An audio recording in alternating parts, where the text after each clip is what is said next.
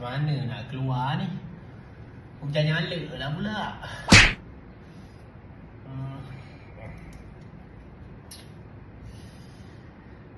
Sambal tutup. Tak jadi keluar. Tak jadi keluar. Hujan nyala saja. Tak ada hujan nyala. Kalau macam tu tak apa je lah. Kalau jalan licin nanti terusuk kita. Okey.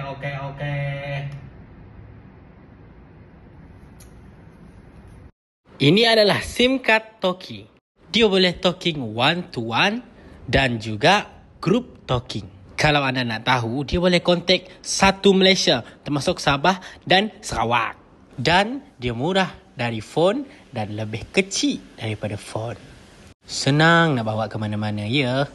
Tak kira budak kecil pakai ke, orang tua ke, nak kerja ke, semua boleh pakai.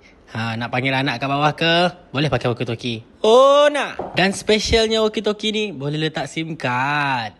So, dapatkan SIM card Toki di beg kuning sekarang.